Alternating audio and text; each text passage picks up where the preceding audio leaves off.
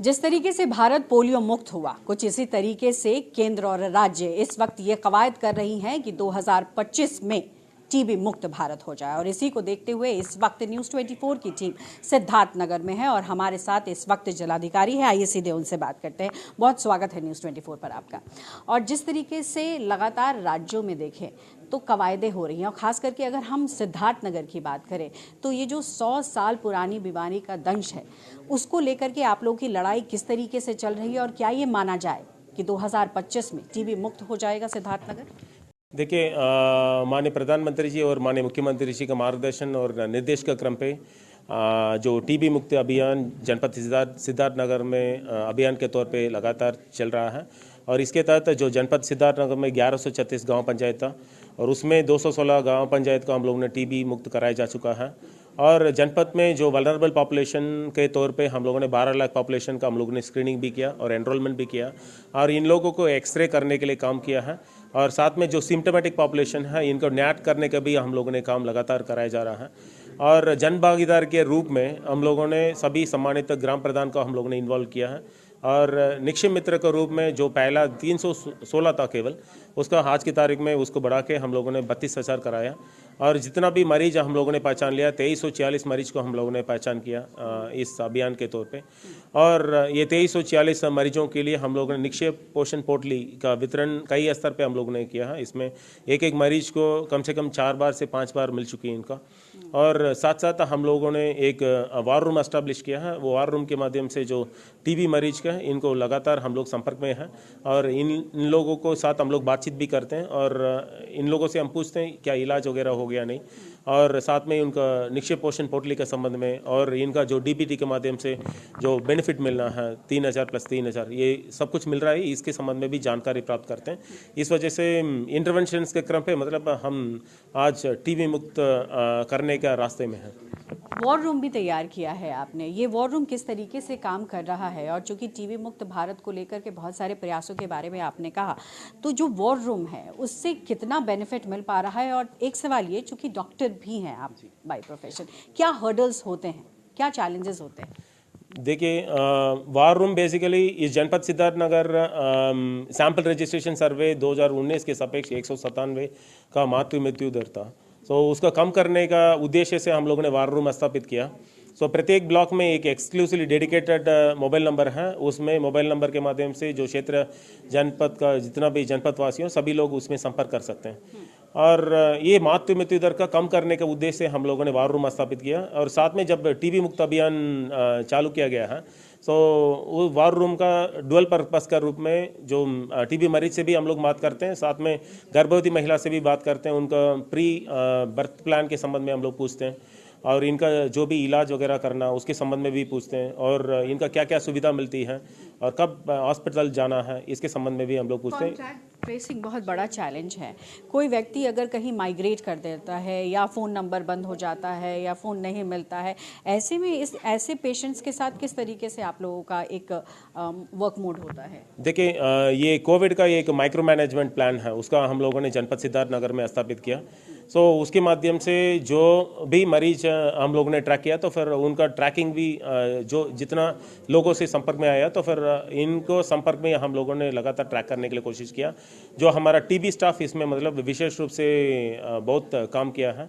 Contact tracing में मतलब किसी भी कॉन्टैक्ट से जो टीबी मरीज से संपर्क में आया इनको 100% मतलब ट्रैक करने के लिए काम हम लोगों ने किया। अंतिम सवाल करूंगी, महिलाओं में ज़्यादा ये समस्या दिख रही है या पुरुषों में ज़्यादा समस्या है? देखिए, बेसिकली महिला या पुरुष ऐसे बीमारी नहीं है। ये मतलब बेसिकली वल्नरेबल पॉपुलेशन के तौर पे मतलब हम लोगों को ट्रैक करना होता है।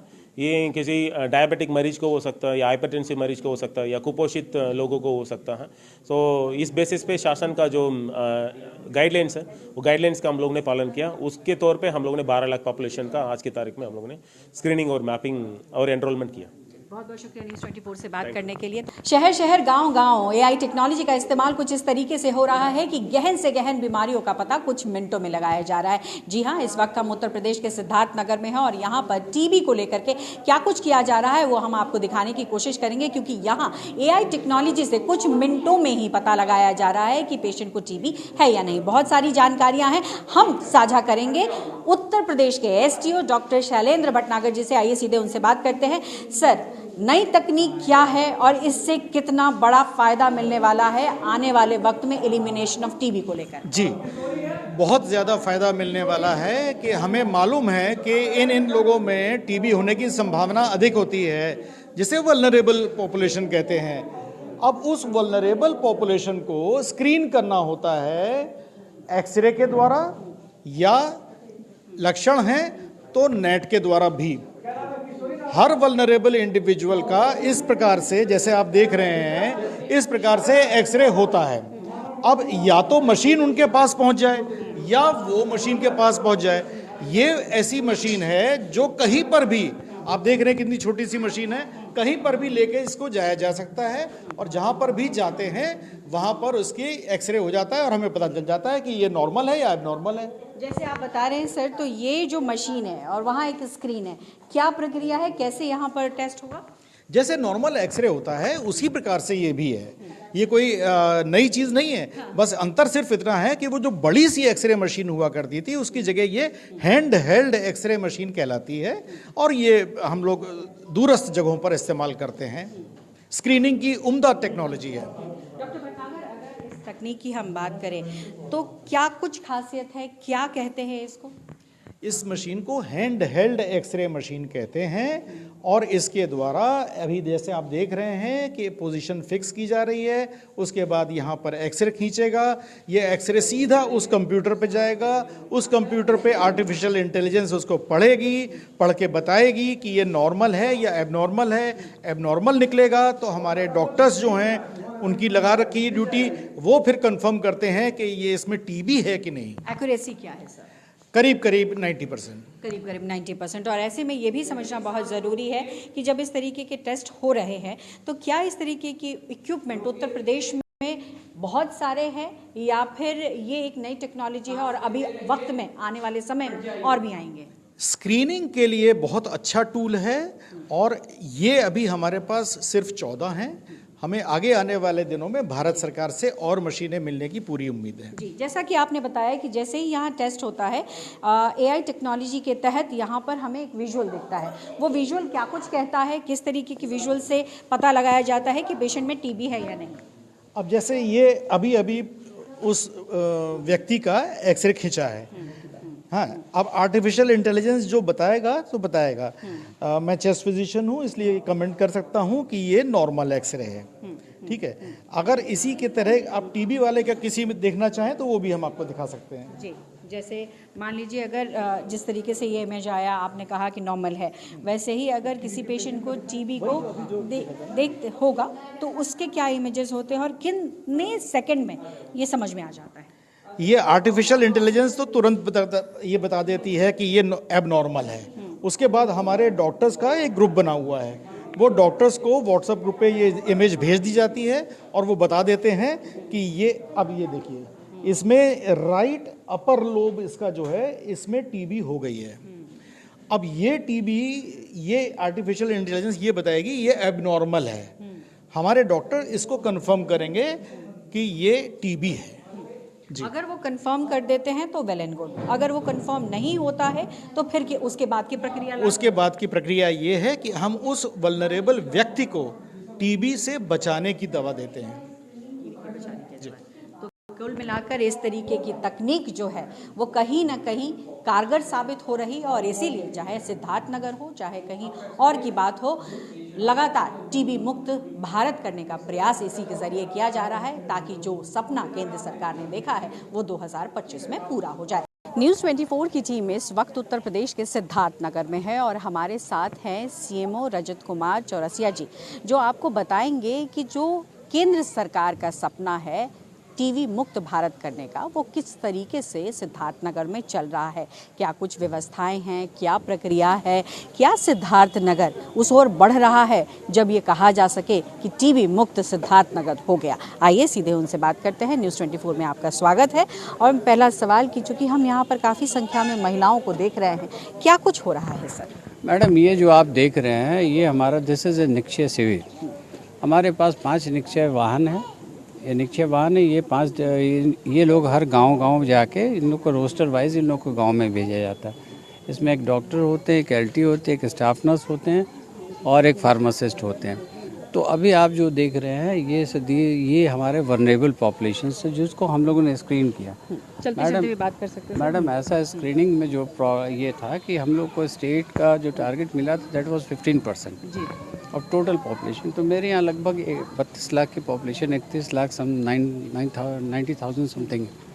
तो मैडम उसका हम लोगों ने जब वनरेबल पॉपुलेशन का करने जब स्टार्ट किया मैडम, तो हम लोगों को लगा कि हमारे यहाँ कुछ वनरेबल पॉपुलेशन, चूँकि this is an aspirational district और नेपाल बॉर्डर से लगता हुआ है, तो मैडम हम लोगों ने अपना टारगेट को बढ़ा के 25% करने किया। तो इस समय मेरे पास लगभग 12 लाख के आसपास वनरेबल पॉपुलेशन है और उसका हम लोगों ने इनरोलमेंट कर दिया 10 लाख से ऊपर का।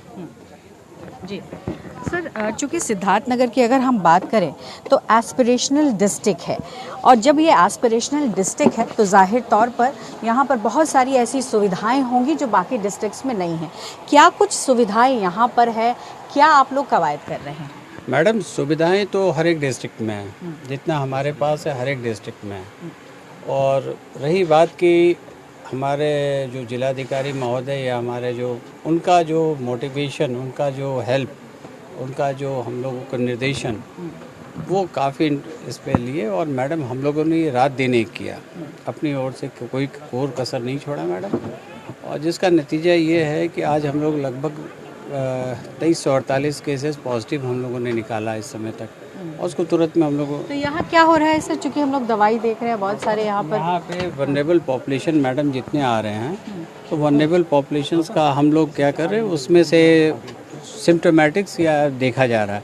क्योंकि वनरेबल पॉपुलेशंस में मैडम ये होते हैं कि वो वनरेबल पॉपुलेशन में 60+ होते हैं, उसमें और भी होते हैं कि जो प्रीवियस आपके जिसको टीबी हो चुके हैं, HIV पेशेंट है, या कोई डायबिटिक है, या क्रोनिक ड्रिंकर है कोई, या क्रोनिक ड्रिंकर है, या कोई सिगरेट ये मतलब स्मोकिंग काफ़ी करता हो, जिसको कि खांसी बहुत दिनों से आ रही है, खांसी में बलगम आ रही है, तो हम लोग उसको स्क्रीन पॉपुलेशन वनरेबल पॉपुलेशन में लेके चले मैडम।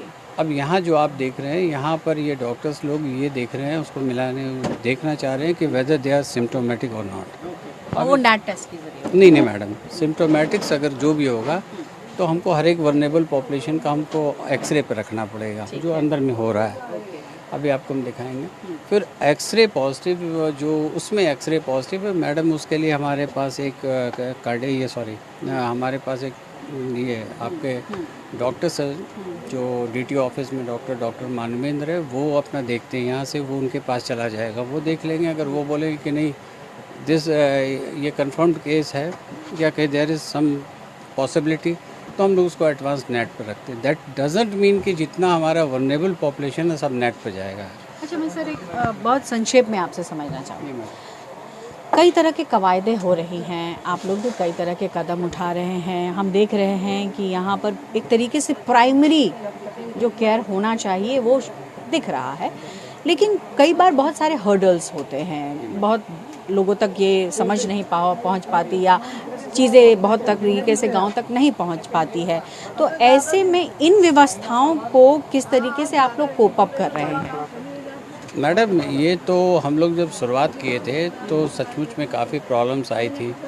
तो हम लोगों ने सबसे पहले मैडम ट्रेनिंग सेशन को स्टार्ट किया मैडम, और इस सबसे जो हम लोगों ने मेजर काम किया कि ये जो निक्षय शिविर सिर्फ CHO सेंटर में ना, आम सेंटर में ना लग के हम लोग ग्रामीण क्षेत्र तक जाएं, यानी एक एक गांव को हम लोग कवर करें।